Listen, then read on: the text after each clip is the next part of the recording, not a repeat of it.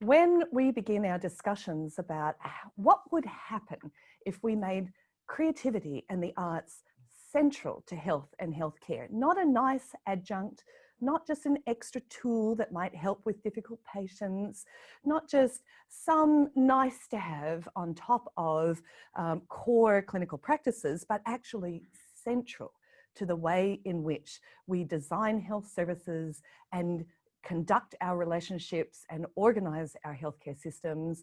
All sorts of new things begin to be possible.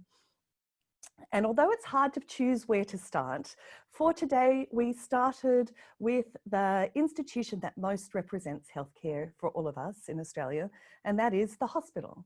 So really we are looking today around the clinic and beginning to use a set of 3 different experiences to explore what might happen with that clinical space if we made creativity and the arts central to the way we imagine them and practice them. And who better to begin with than from somebody who can talk about how that clinical space can be connected back to the community. I'm very happy and appreciative to be able to reintroduce Katrina Ross, who will talk to us today about that bridge between the clinic and the community in terms of her experiences with the Ngala Nanga Mai program at La Perouse. Thank you so much, Katrina. No worries, thank you. All right, so I'm here today, as mentioned, as a consumer of the arts, so to speak. Are you able to hear me? I assume yes, so I'm just going to go on. I am an original and I'm a long-term member of the Ngala Nanga Mai pARenT group program. And I'm here on behalf of the group today to shout out its praises and to share my experiences and explain to you guys how I've seen firsthand the transformative potential of the arts being harnessed in health services.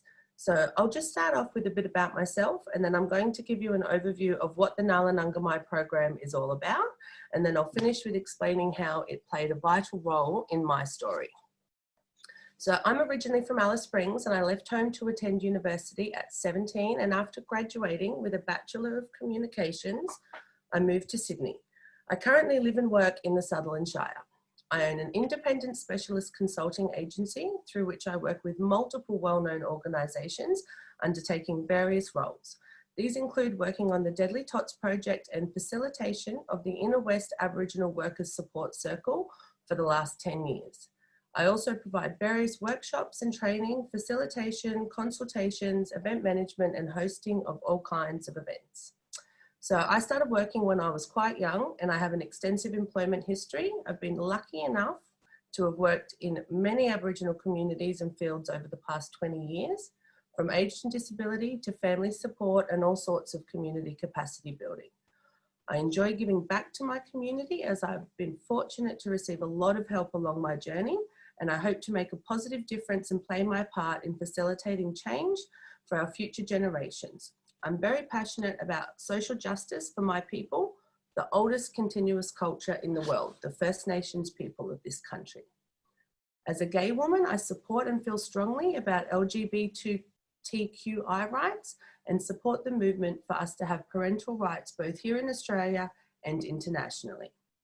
I'm passionate about reconciliation, and I believe education is the key to facilitating respect and positive relationships, especially for our future generations. As a proud mother to a bright 11-year-old son, I believe it's my responsibility to do my part. My son Kynan has always been my inspiration to do better, and thanks to being his mum, I was able to join the Ngala Nanga Mai pARenT program from when he was 6 months old. It was the best thing I could have done for both myself and my son, but a bit more about that later. Let me first show you what Ngala Nanga Mai is all about through this PowerPoint presentation. Okay, so where are we at? So just a bit of an overview. The Sydney Children's Hospital Network Randwick site has dedicated Aboriginal family support services which aim to increase access to the health centre for Aboriginal families and to improve child health outcomes. Central to these services is the Ngala Nanga Mai pARenT group program, a multi-award-winning program established in 2009 for parents of Aboriginal children in the La Perouse area. It is run by the Department of Community Child Health and delivered at the La Perouse Aboriginal Community Health Centre. The program uses art as a tool to promote access to health and educational services and has grown since its inception to be a highly successful and regular art exhibiting group. For the first 10 years, it was managed by Michelle Jersky, who we have on the line with us today, and is now being coordinated by Aboriginal health worker Melinda Moore. The aims of Ngala Nanga Mai on the screen and the program approaches these 5 aims as interconnected goals rather than in isolation. It is run as a weekly 4-hour art program with occasional additional specialised sessions. For example, cultural excursions and literacy programs on other days called Reading is Deadly. Next slide, please.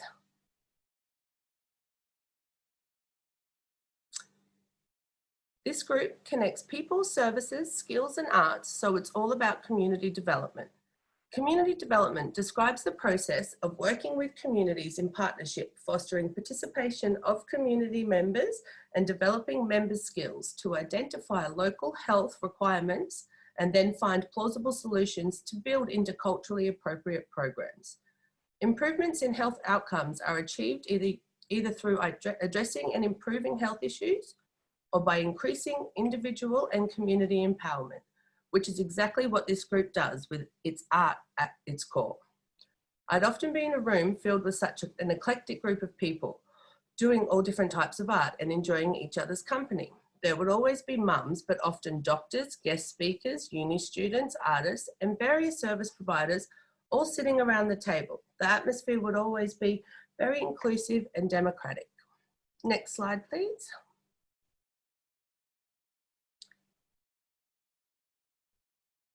The saying goes, many hands make light work. And as you can see from this list here, there are many great people that make this program such a success. And we are thankful to all of them. I met many people from all walks of life and made genuine friendships with many people during my 5 years at the group. Next slide, please.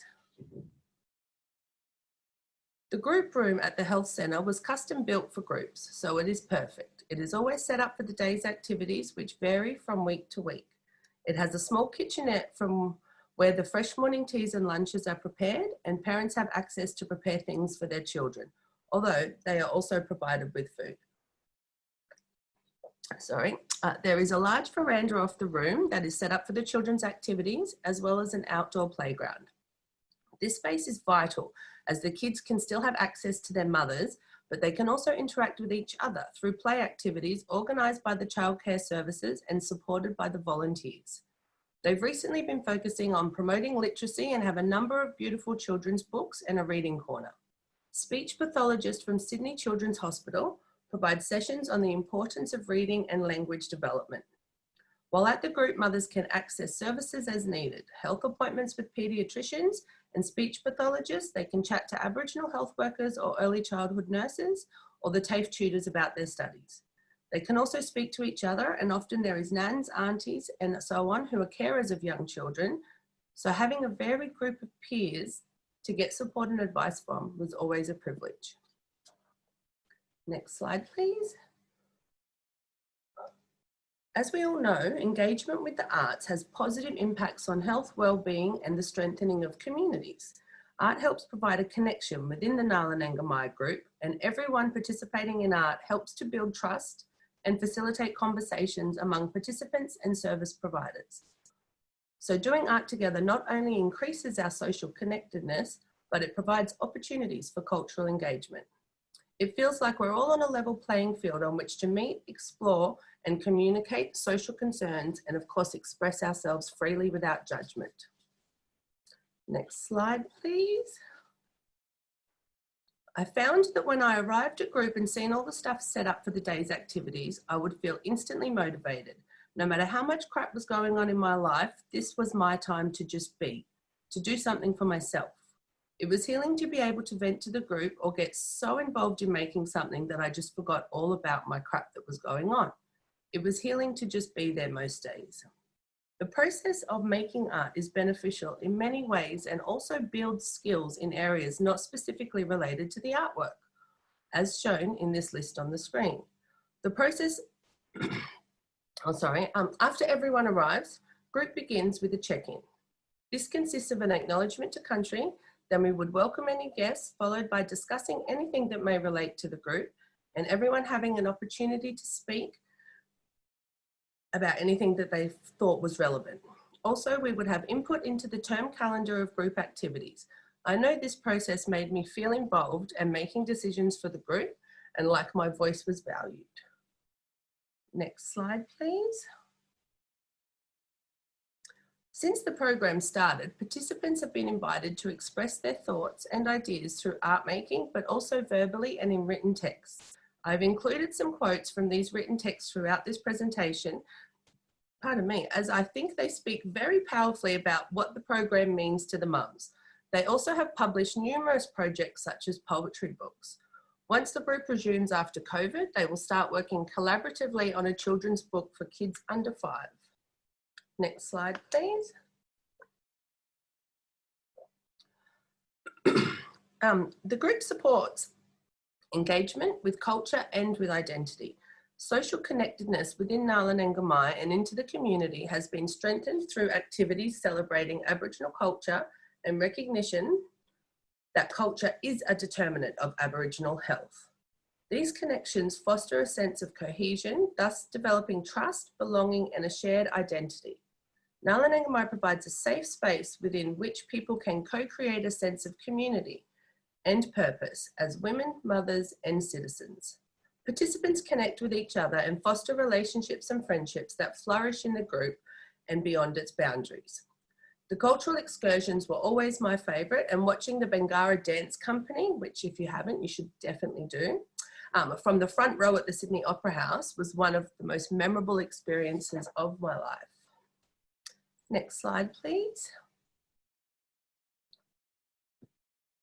The concept of health used at Ngala Nanga Mai is the Aboriginal definition, referring to the social, emotional, and cultural well-being of the whole community in which each individual is able to reach their full potential. Ngala Nanga Mai adopts a multifaceted approach to improving health by also offering education opportunities and guidance towards employment, through which self-esteem and empowerment are increased. Health literacy is a group focus. Every term there is a program of talks, workshops, forums and projects, as well as opportunities to ask questions and become better informed about health issues affecting our families and community. We have covered a wide range of topics over the years that were developed in consultation with and always in response to the needs of us participants. Topics ranging from quitting smoking to information on asthma, which I found so useful as my son had asthma, but I didn't understand what it really was and how important his medication was until after this workshop. I know that for me and many of the other new mums, that the maternal education provided motivated us to be more interactive with parenting. The more you know, the more you do, right? So as we increased our health literacy, we would feel confident in taking steps to improve the health of our families and our own health. Next slide, please. Ngala Nanga Mai encourages a learning environment through education partnerships, as well as a program of talks and workshops that build on a specific skill sets. People are supported in their educational pathways through peer mentoring, one-on-one tutor support, and support from the staff and the volunteers. Through this, I gained my Certificate 4 in Training and Assessment, but have also been able to gain formal employment on both the Buckle Up Safely and the Deadly Tots projects that the group were involved in. I was also nominated to attend the National Aboriginal Leadership Program, which I was very privileged to attend, as it boosted my confidence and helped shape me into the woman I am today. Next slide, please. Families also have access to some wonderful supports from other external community partners. Some of them are mentioned here. Books in Homes was great for my son because he always loved reading and could choose some wonderful books to enjoy.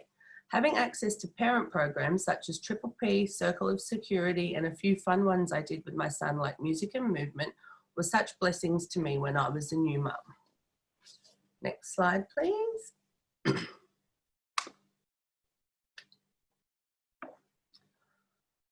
Here's some photos of our gorgeous mums and bubs and another quote from a parent. sorry, I think the bottom of that quote's cut off, but it says, it feels like I am a role model.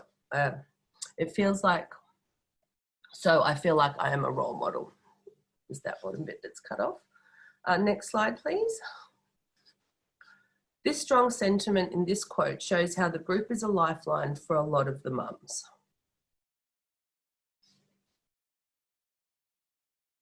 Next slide, please. The group has been the focus of various evaluations over the years, and some of the documented outcomes are well worth a quick look today. There has been improved maternity mental health, improved employment, reduction in smoking, and earlier presentations to speech therapy, to just name a few. Next slide, please. Now, I also just wanted to quickly share some of the stats that I think speak volumes on the success of this invaluable program. Over 240 parents with 250 children have participated. They've held 16 art exhibitions since 2009, all of which the proceeds of the sale go back to the women and to the group. Over 31 parents have enrolled in educational courses. 3 participants have commenced university studies. And lastly, but not leastly, over 20 have gained full-time employment with the program's assistance. Next slide, please. Now, I'm not sure which group member or which mum said this, but I feel the exact same way, and I think it's a great sentiment for us to finish up this presentation on today. Next slide, please. And here is a poem that was written by one of the participants, and I'd just like to end the PowerPoint presentation by reading it to you, as I think it sums up, pardon me, what group is all about. Ngala Nanga Mai. Laugh, yarn or cry, the message we send, everyone is our friend. We give support to each other, sharing knowledge and giving power. We build our self-esteem to help each other reach their dream. Build on our ideas, watch our kids grow in the years, but most of all, we are there for each other, supporting the girls. So now you will have an understanding of the program. I'd like to finish up by sharing with you how it played a vital role in my story. Next slide, please.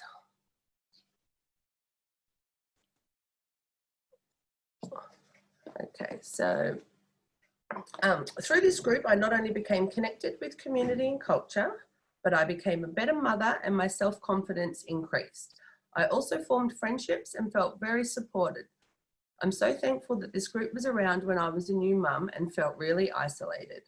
Although when I first heard about it from my early childhood nurse, Jen, I felt anxious about attending. I knew I wanted to because I was lonely and it had been years since I felt like I was part of a community, and I knew it would be great for myself and for my son to be involved in a cultural parent group. I was warmly welcomed and felt comfortable immediately. I loved that I could be myself, socialise with other mums, and ask for support and guidance as a new mum. I was a bit anxious and standoffish at first about doing any of the art stuff, as I hated arts at school. But with the groups and especially Michelle's encouragement, I felt like I could give it a go without being judged. And now, which is really funny when I think about it, I actually class myself as an artist. Painting is now a part of me. It's my me time, the way I relax, and an outlet to express myself. I've even donated numerous artworks to White Ribbon Day events that were auctioned off at prices I never thought my artwork would sell at. And they sit in offices all around Sydney. Having the opportunity to be part of this group gives parents not only a much needed break, as we all need as parents, but a chance to learn about parenting from various guest speakers, attending health workshops, as well as a place to be with friends whilst our children are cared for in an encouraging and educational environment that's preparing them for school. The fact that it is held at the La Perouse Aboriginal Health Centre is very beneficial. It allows busy parents to have access to a variety of free healthcare services and other local services for the whole family. It provides connections to not only healthcare, but also huge amounts of health resources, as well as various supports. And knowing you're not alone, especially as a new mum, often encourages you and helps you look after your own health. This group is an asset to our community and our mob, as many parents, especially young ones, put their education aside to raise their kids. The group encourages them to continue their education through TAFE Digital and provides this opportunity on site with the support of tutors. Community programs like this are not only building the capacity of our mob and the community, but also looking out for the well-being of families. With our communities and culture currently under threat by major funding cuts across frontline services, I'm proud to be able to stand here today and tell you that we need to realise we are very lucky to have these available in our communities, as many of our people across the country do not have the same privileges. Sorry. I hope we can all take a moment to reflect on this and show our support by backing this program and many others like it that are out there making real changes using arts in health. After attending for almost a year, an opportunity arose for me to work on a project to create resources about social and emotional development for families with Koori kids under 5. Our group was commissioned to create the artwork, and from this, I got the job. I've now been in this role for over 10 years. Check out the Deadly Tots website if you would like to know more about the group's involvement or need some great free resources for families with kids under 5. This employment opportunity changed my life and has opened many doors since, so I literally would not be who or where I am today without this group and its ongoing support. Personally, I still use arts when I need to improve my mental health at home, as we've all been doing during this COVID lockdown. Pardon me. I actually just finished an inspirational scrapbook that I started for my son as one of the projects many years ago with the women's group. Both my parents have multiple sclerosis as well as other health issues. My partner and I both suffer from mental health, and my son has pretty bad anxiety. So our whole family often gets involved in art projects, and we all find it therapeutic in our own ways. I would have never been able to help my family in this way or confidently use arts in my various job roles without the knowledge I gained from this group. It not only helped me to become a selling artist, but it also made me confident across other art forms. Things like scrapbooking, poetry, public speaking, jewelry making, sewing, and the list goes on. Lots of things that I would have never tried and probably still wouldn't have if it wasn't for the group. So not only did it provide me with opportunities to learn about arts, it also boosted my confidence to use arts in my life and work every day. I have run art-based groups in all of my roles across all the fields I've worked in, and I can stand here and honestly say that I've seen firsthand the transformative power it has. Improved emotional, mental, and even physical health was clear in the men's and women's groups I ran for people with disabilities and elders over the past 3 years. Their overall well-being would improve almost instantly after being connected with these groups that meet regularly and undertake many different types of arts and crafts, whilst having access to health and other needed supports in a culturally safe space. From my experience and watching others' experiences in these spaces, I firmly believe that arts and health, when brought together, benefit the whole community. And although I'm unfortunately unable to attend the group often anymore, I still pop in when I can, and I try to promote this group as its benefits because attending group expanded my view, my world, and my life thus far. I'm so proud after all these years that Ngala Nanga Mai is still a blessing to many local mothers, fathers, carers, and families.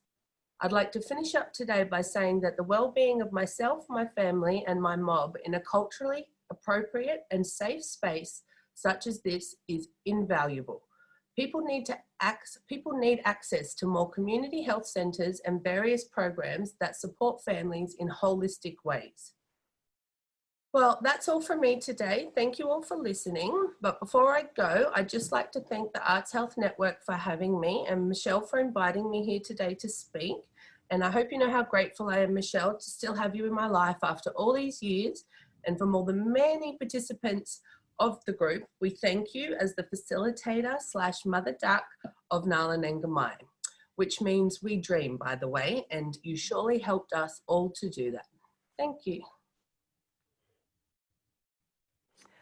Thank you so much, Katrina, for that incredibly comprehensive accomplished and heartwarming presentation.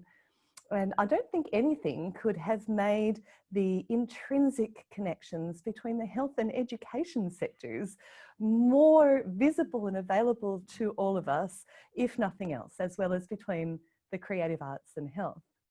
And the difference between imagining the hospital as a point of contact for people with acute care needs in mental health or physical health, and what was made possible by a program that brought it all together, as Ngala Nanga Mai did in your presentation, that made it possible to connect education, self-esteem, community, culture, your own place in relation to all of those simultaneously, is really startling.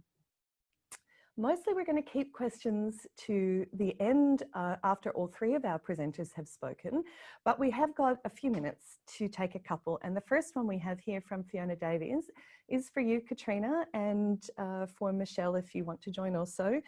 And that is to say, Katrina, could you talk more about what you called the Indigenous definition of health? Okay, yes, I can. So the Indigenous definition of health, and often in Africa as well, it's always about the community. It's not about the individual. So we're always trying to take care of the community as a whole. And to do that, we need to take care of our individuals and help them achieve and be the best and reach their potential. Because what affects one person affects the whole community. So if someone's not doing well, it obviously has that ripple effect through their families and thus through the community, which is why when we're doing any Aboriginal programs, we always go back to the Aboriginal definition of that. In that case, we might go on to our next speaker, holding in mind that sense of what we've thought of as an Aboriginal or an Aboriginal and African definition of health, but actually it's a definition of health that is true for all people, all humans. And the absence of being able to see it has been one of the things that have held us back to health improvements across all Australian communities.